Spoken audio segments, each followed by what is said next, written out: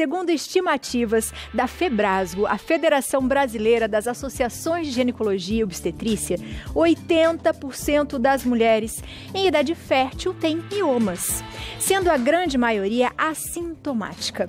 Para falar sobre esse assunto, eu recebo aqui na nossa casa o ginecologista e obstetra, Dr. Fabiano Serra. Doutor, seja bem-vindo ao Santa Receita. Obrigado, doutor. Obrigada. Tudo bem? Com certeza. Foi tão gostoso quando você vem, sabia?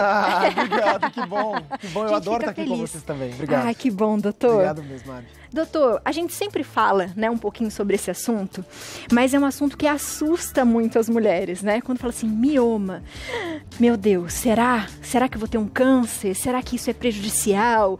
Então vamos explicar o que é o mioma uterino? Vamos sim, Abi. É interessante porque as mulheres têm muito medo, né? Aparece o mioma, já é aquele desespero, né? Meu Deus, apareceu um mioma, e às vezes o mioma tem 1 centímetro, 2 centímetros, são miomas super pequenininhos e geram bastante desconforto. O que acontece, Abi? Os miomas são como se fosse uma proliferação do músculo do útero. Então existe uma proliferação exagerada de alguma célula do músculo do útero que vai fazer verdadeiros carocinhos, nódulozinhos.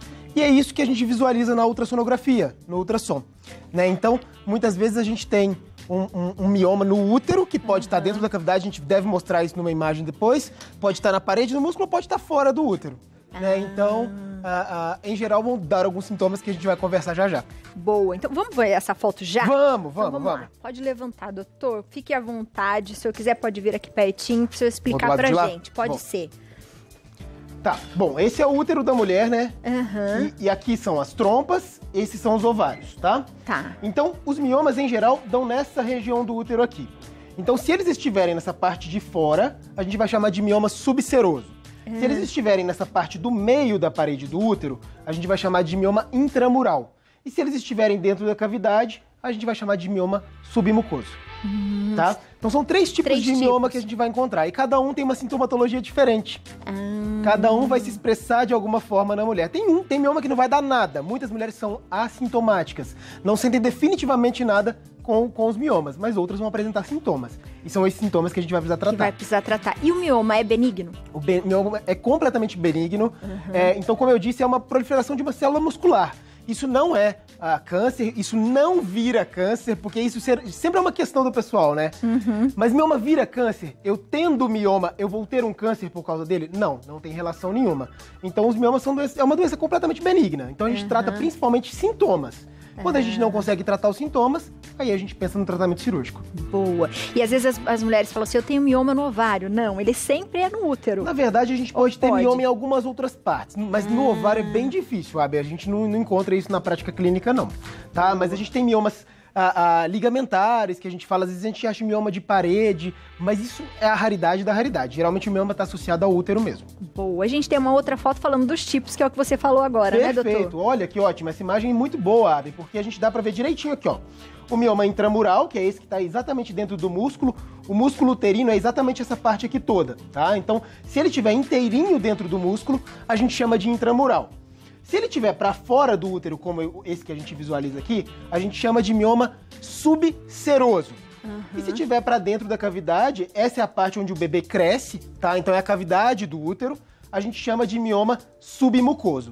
Eles podem estar aderidos sem ter uma base fininha, estreita como esses, né? Eles podem estar aderidos por inteiro, a gente vai chamar de mioma séssil, ou se eles tiverem esse penduricalhozinho, a gente chama de mioma pediculado. Tá? Doutor, desculpe a ignorância, mas foi o que eu pensei agora. Se ele tá aqui na cavidade onde nascem os bebês, é possível então que se a mulher tenha um mioma nesse lugar, ela não consiga ter filhos? Essa pergunta procede, mas isso não significa que ela não vai engravidar. Tem mulheres que têm miomas submucosos e engravidam normalmente, mesmo com o mioma ali na cavidade, e tem mulheres que vão precisar de uma cirurgia para retirada desse mioma. E o bacana desses miomas submucosos é que, na verdade, eles dão mais sangramento. Então, assim, dentro da sintomatologia, os que são piores para quadro de sangramento são esses miomas submucosos.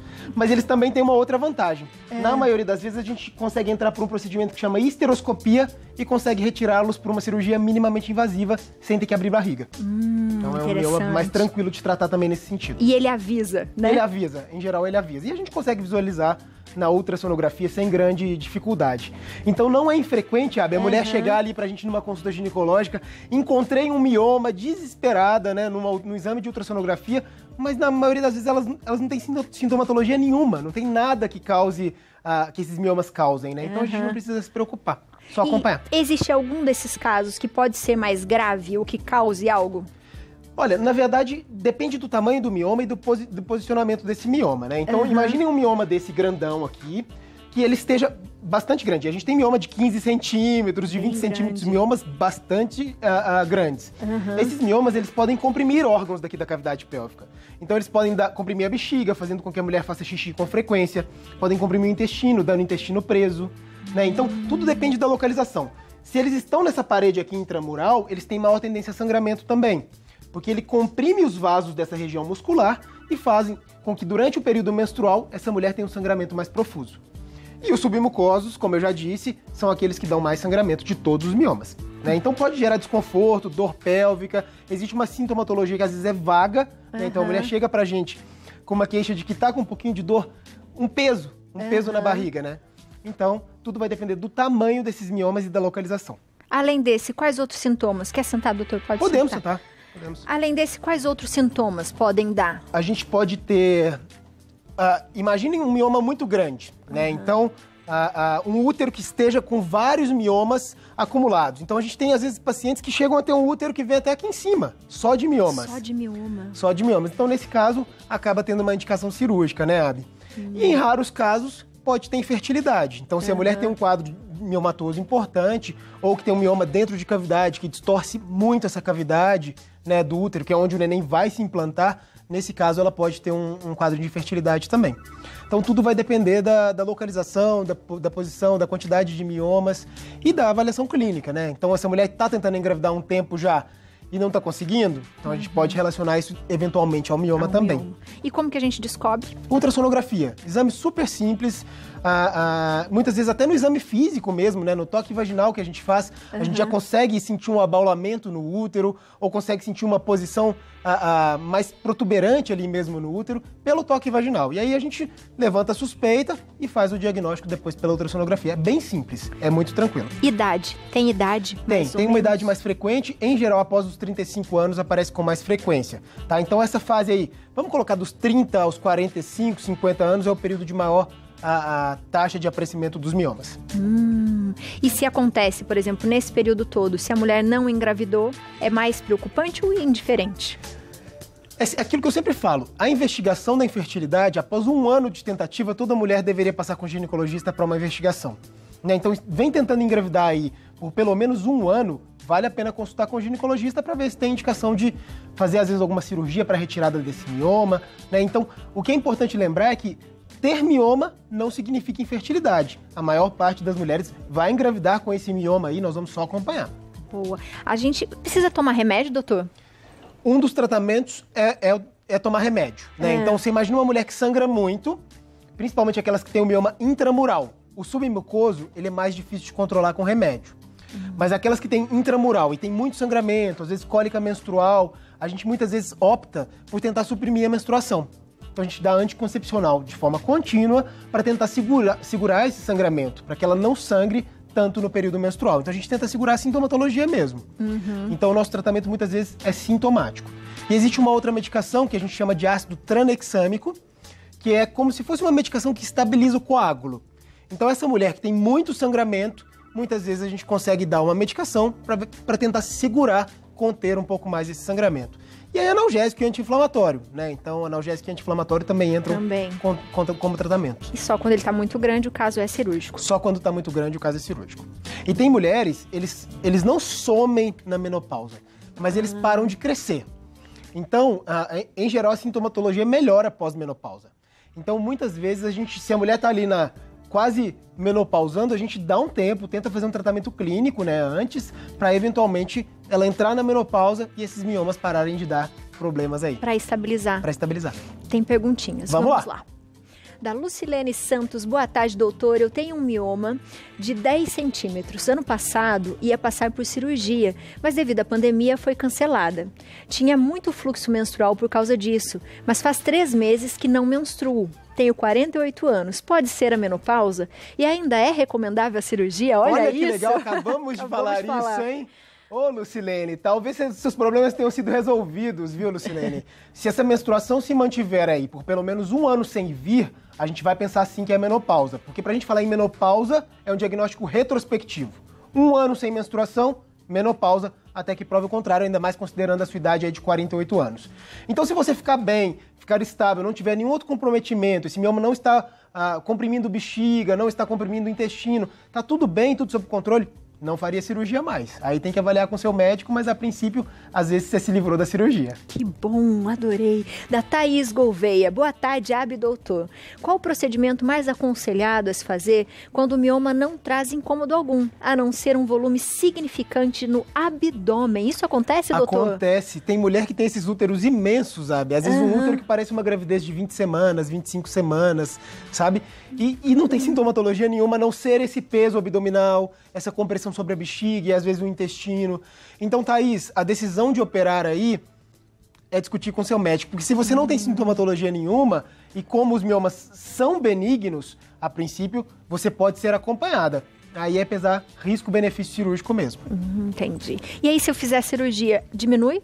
Diminui. O volume do abdômen? Diminui porque tira aquela barriguinha. A barriguinha. Tira a barriguinha. Entendi. Tira a barriguinha. Maria de São Sebastião do Passé, Bahia. Boa tarde. Fiz uma ultrassom em novembro e o meu mioma era bem pequeno. Mas quando fui fazer em junho desse ano, o médico disse que não é tão pequeno e que meu útero aumentou o tamanho. Será que ainda consigo ter filho? E aí, doutor? Maria, esse é um ponto bastante interessante, né, Abi? Porque a gente até falou um pouquinho dessa questão da infertilidade. A gente só vai descobrir se você consegue ter filho, Maria, tentando, né? Então, a primeira coisa, se você já tiver um parceiro, estiver planejando, é tentar engravidar, né? Até que você, de fato, não engravide e a gente vai investigar a infertilidade, a gente não consegue dizer se você vai conseguir ou não, tá? Então, tem que tentar pra gente saber. Então, lembrando, mioma não é sinônimo de infertilidade, tá? Então, lembrar que pode tentar engravidar e se eventualmente não engravidar, aí sim pensar num tratamento. E existe alguma coisa que a gente faça, não sei, que ele aumente mais rápido ou não? Algum hábito ruim? Não sei, doutor. Isso é bem interessante, porque o mioma ele é dependente de hormônios, né? Então, ele tem uma dependência aí de estrogênio, de progestagênio, né? Então, a gente sabe que é por isso que é no período fértil em que acontece com mais frequência.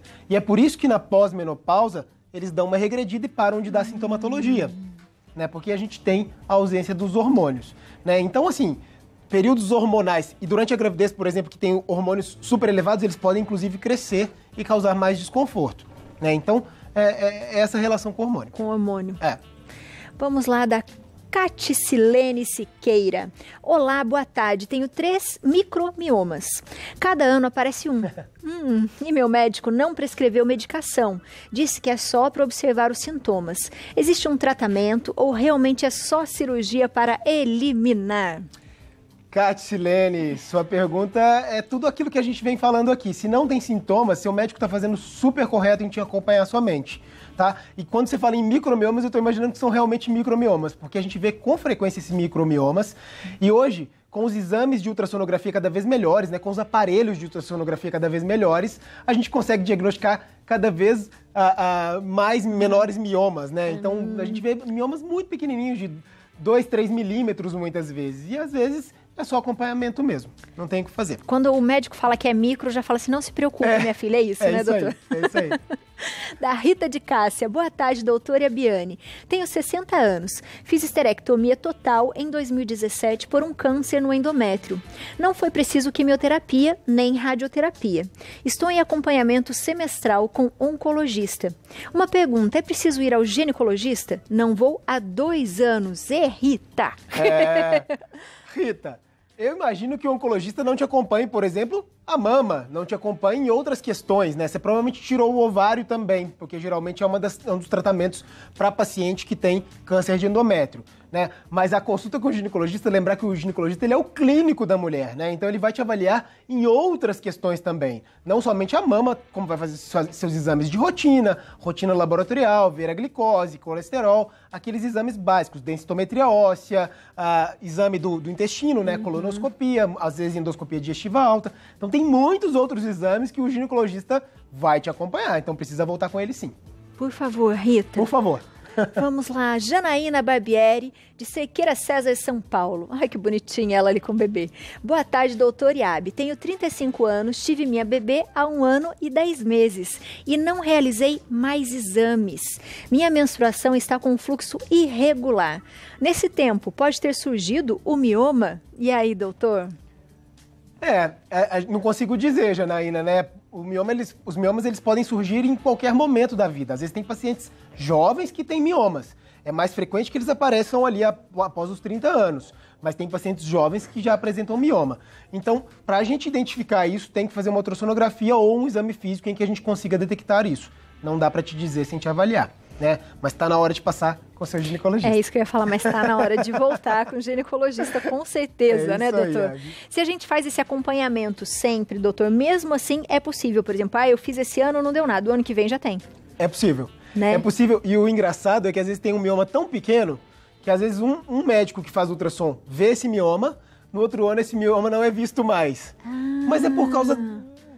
às vezes do operador tamanho. Dependente, de quem faz o exame mesmo, né? Então é o médico que às vezes não viu, às vezes o mioma é tão pequeno que não foi visto no exame, né? Então isso não quer dizer que você não o tenha mais ou que ele tenha desaparecido. Às vezes foi simplesmente um achado do ultrassom ali que passou despercebido. Por isso que é sempre bom a gente fazer no mesmo lugar, né, doutor? Sempre. Para ter o acompanhamento, isso, né? Se puder fazer sempre com o mesmo médico e o mesmo lugar, é o ideal. E alguém que tenha o histórico dos exames anteriores, né? Ou mesmo que vá mudar de médico, se puder eventualmente acompanhar, levando o exame anterior para poder comparar, é o ideal. Sempre. Bom, doutor, muito obrigada. Sempre a ver a nossa casa, viu? Obrigado. É sempre muito bom. Gosto muito que as pessoas mandam várias perguntas e a gente responde tudo. Obrigado. E esse tema é bastante importante porque ele é muito frequente na população, né? Exato. E as mulheres têm muita dúvida, porque, doutor, eu como mulher vou ser muito sincera quando falo assim, apareceu um negócio aqui, você já começa, ai meu Deus, e agora? Será que eu tô bem? É câncer, será né? que é a primeira câncer? pergunta que se faz é essa. Exatamente. Então a gente tem que ficar muito atento na nossa saúde, sim, mulheres, por nós e por toda a nossa família, não é, doutor? É isso aí. Seja sempre bem-vindo. Obrigado, sempre uma honra, um prazer estar aqui com vocês. Amém. Obrigado. E aproveita, segue o doutor na internet, viu? Que ele coloca várias coisas pra gente lá. O Instagram, @doutor, de DR, Fabiano Serra. Tem também doutorfabianoserra.com.br e o YouTube também, Doutor Fabiano Elisei Serra. Beijo, doutor. Obrigado, Abi. Fica, porque tem suspiro. Opa, eu sempre perco esse quadro dos doces aí, né?